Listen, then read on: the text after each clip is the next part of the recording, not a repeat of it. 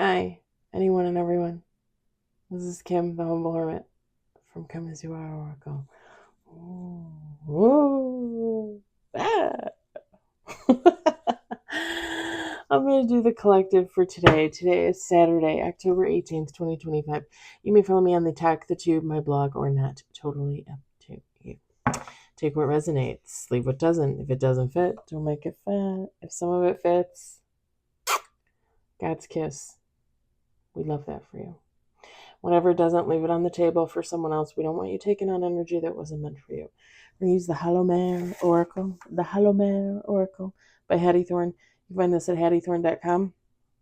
You can also find this in her Etsy shop, okay? And I think she's got like 6 Halloween decks on there, you know, if you're interested. I'm going to do the Twisted Tarot next for the Tarot Collective.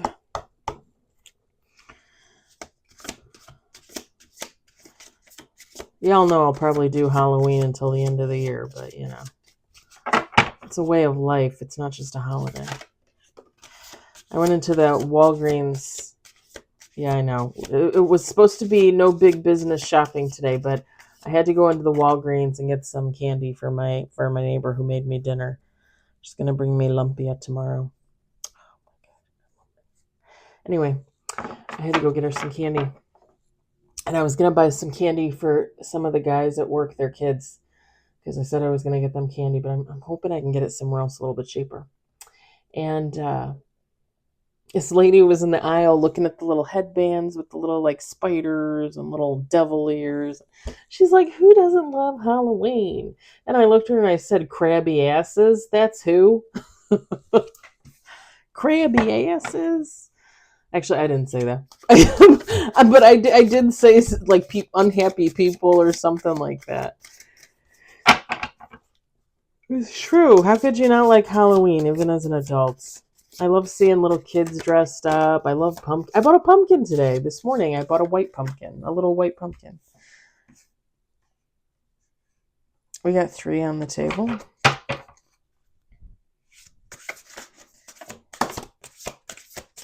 I think that's 4, but there might be 5 there. 4 on the table.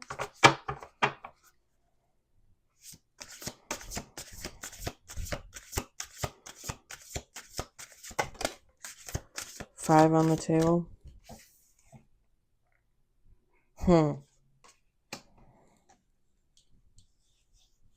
Let's do 2 more shuffles.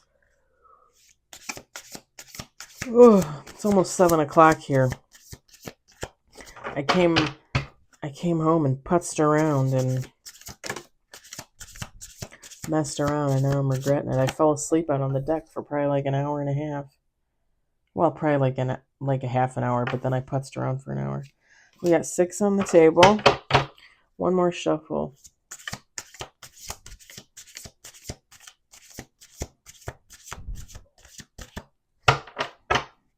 I just heard, hit me with your best shot. Why don't you hit me with your best shot? We got potion bottle. We got chalice. I'm going to move these cards over. I'm not going to be able to tell. I'm going to have to strain myself. Crows. Hey, I already walked 5.5 miles today. I went to a protest, all right? Give me a break. We got forest. Oh, I'm tired, man. A lot of fresh air.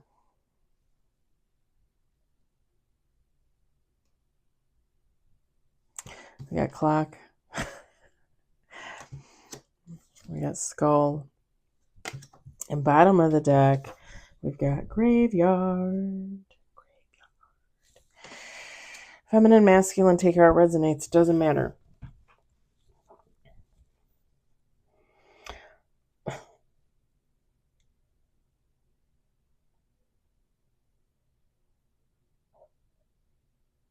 So here's the thing with the crows in the forest. My friend texting me. With the crows and the forest cards. Someone's going to get some type of message from somebody, and somebody's going to feel like this is out of the blue. Um,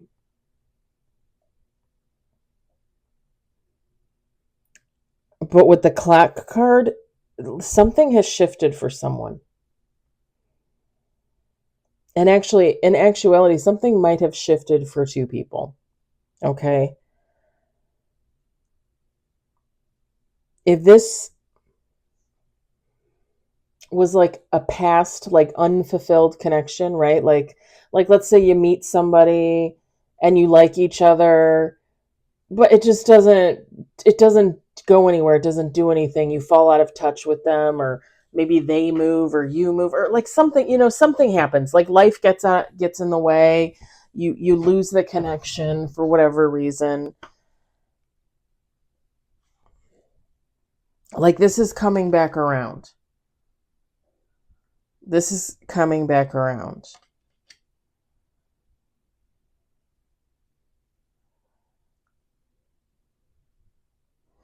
With the graveyard, like this is something that someone thought was dead, over. Like it never, to me, like whatever it is, like it never took off.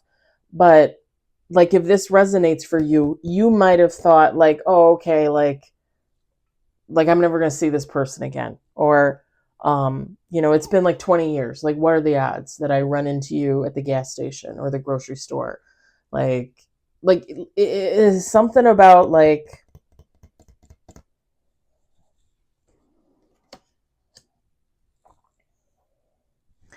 it wasn't the time then, but time has shifted for two people and now it's time.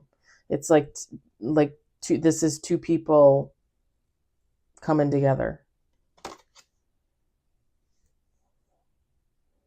Cuz with the potion bottle and the chalice, like this is love. Like it was always there. It's like two people weren't on the same timeline, the same course, this going in the same direction, and now they are.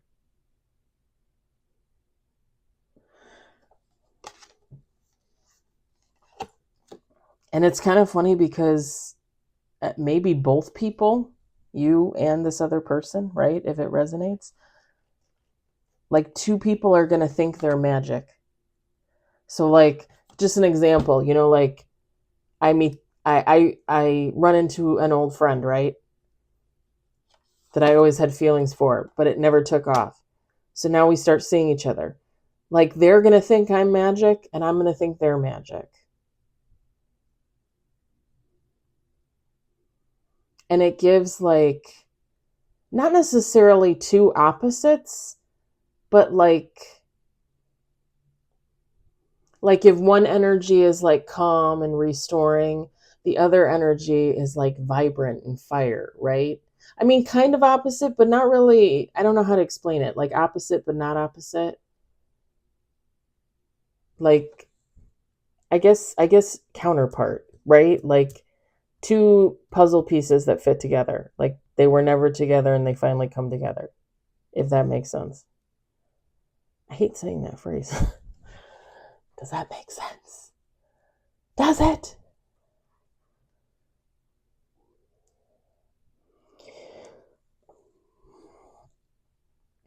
And like I said, with this chalice card, it's like the love was always there between two people. It's just these two people were going in different directions. Like they were meant to spend this time apart.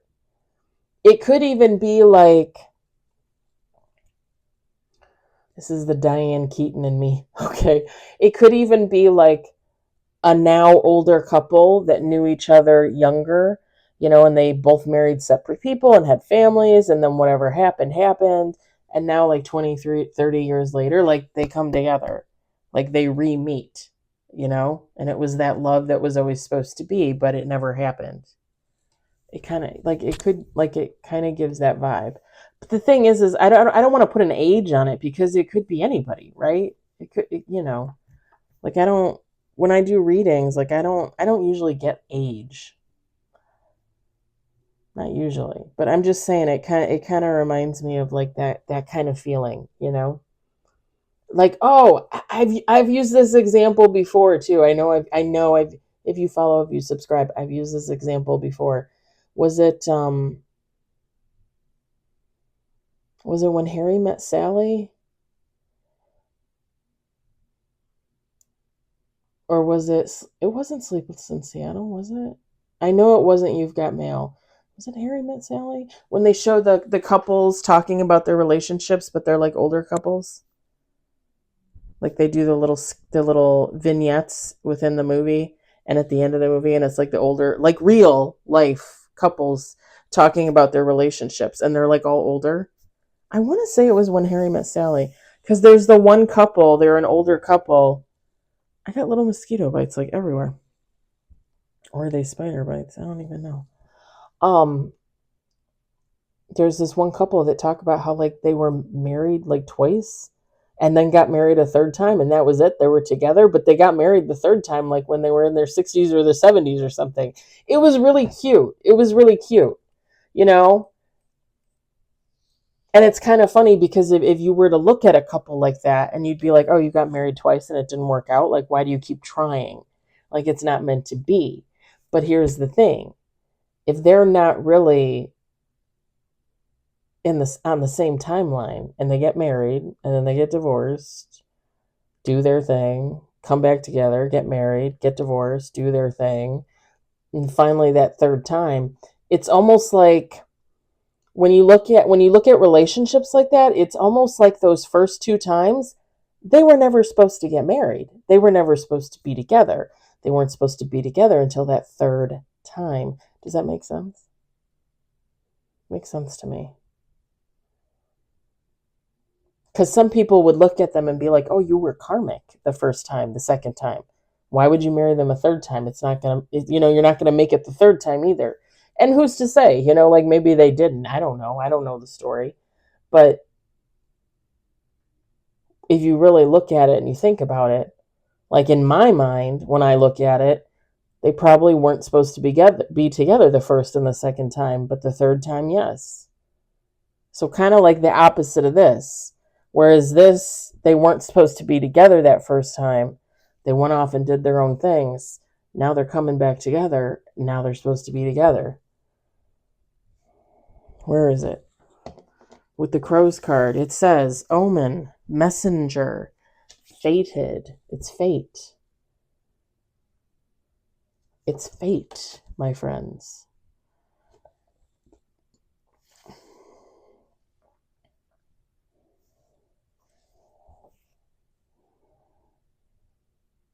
And it's kind of funny because when I look at this forest card, it says mystery obscures clarity.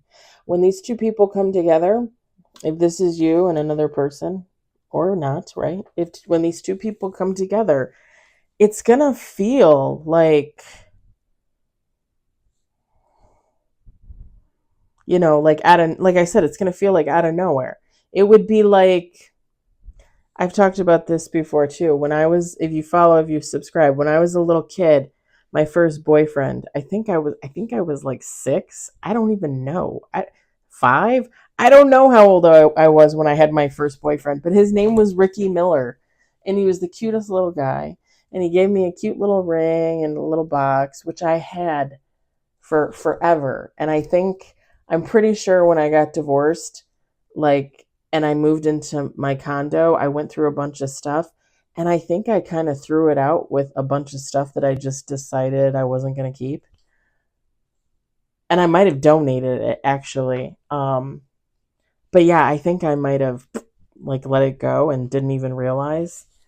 But I always remembered it. It was either a pink ring in a blue box or a blue ring in a pink box. And it was just like a toy ring, like a little plastic with a fake diamond on it, but it was really cute and he gave it to me.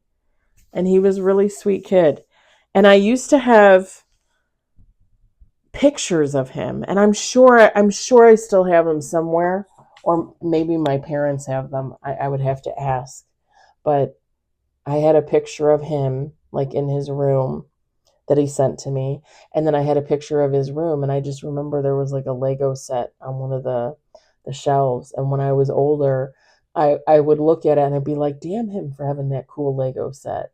I think it was like a little hospital or something like that.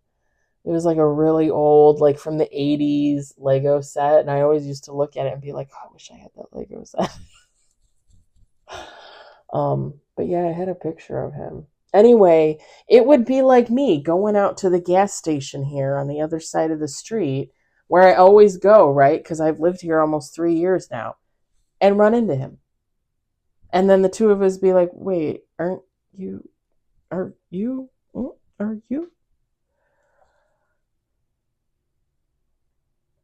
Like, it would be interesting. It would be like walking into the gas station and paying for my gas, and the attendant being like, oh, can I see your ID? Are you really Kimberly A. Brown?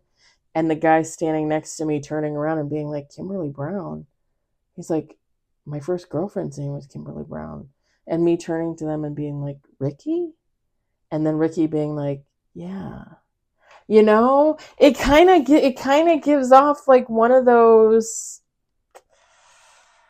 oh, like they're like how romances start in movies. It's like how romances start in movies.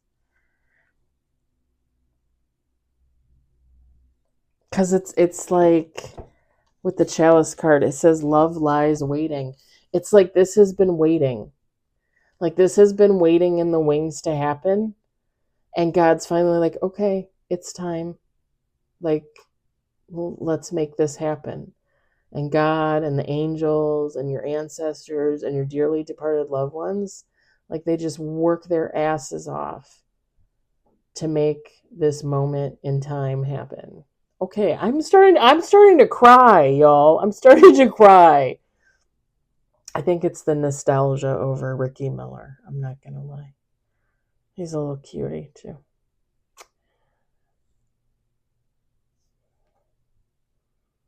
And I can't remember Ricky.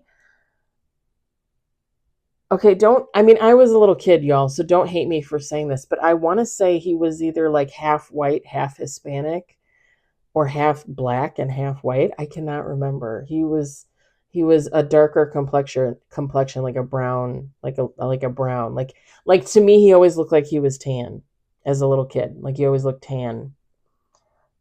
I want to say he was half Hispanic and half white. He was cute. He was cute as all get out. He really was. He was a sweetie pie.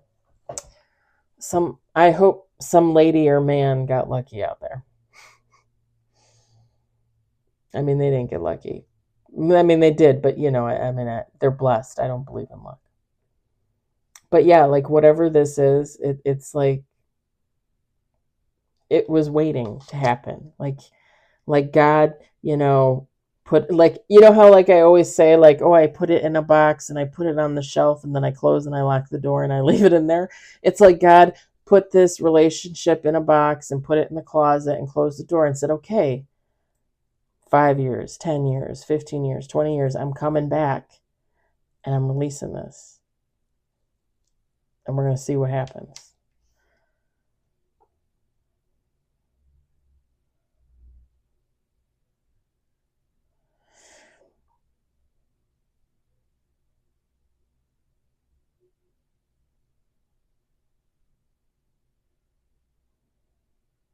And there could be something about like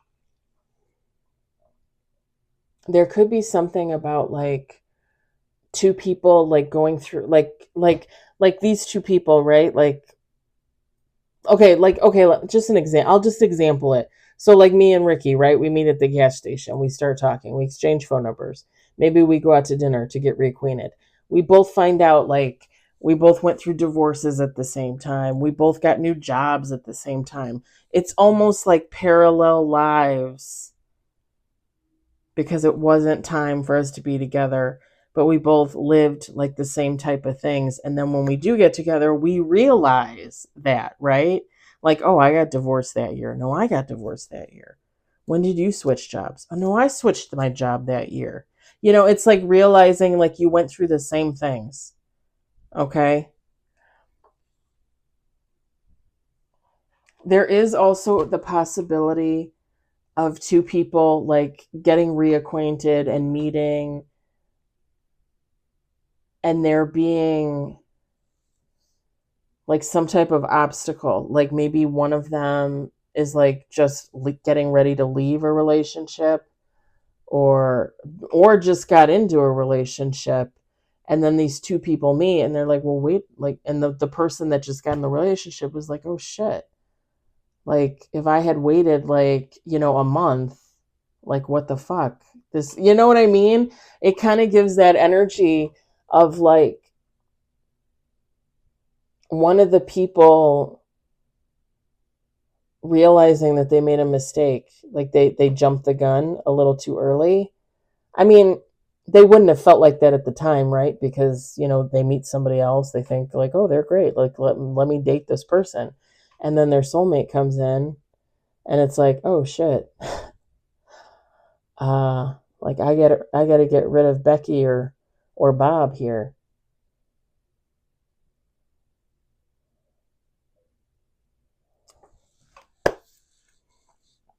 Okay, I was listening to it yesterday. I probably listened to it 2 times. If you're interested, listen to this song. It's called "Why Can't I" by Liz Phair. I think it came out like 90s, like late 90s maybe. Why Can't I, Liz Phair. I got it because I love it because I heard it in the movie How to Deal with Mandy Moore. Who was her mom in that movie? Was it Allison Janney? Was it Allison Janney? It might have been Allison Janney was her mom in that movie. I can't remember.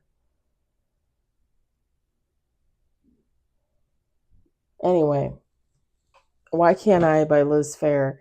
And in the song, she talks about meeting somebody and feeling like this is the one. But in the song, she says, you got someone you got someone at home or something, and I got someone waiting too. But it's like two people that meet and realize like there's that instant connection, right? But they both have other people. And then she does they do the chorus, and then she sings another set of lyrics, and it's like, okay, like now they've both broken up with their people and now they're getting together. It's a good song. Why Can't I by Liz Phair.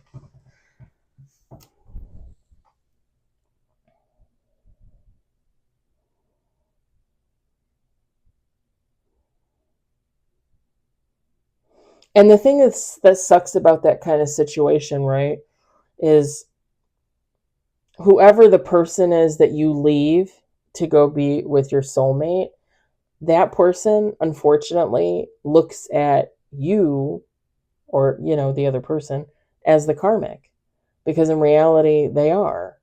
Like, do you know what I'm saying? Like if I was dating somebody and then I meet Ricky at the gas station, so I break up with that somebody to be with Ricky, to that somebody that I broke up with, I'm the karmic.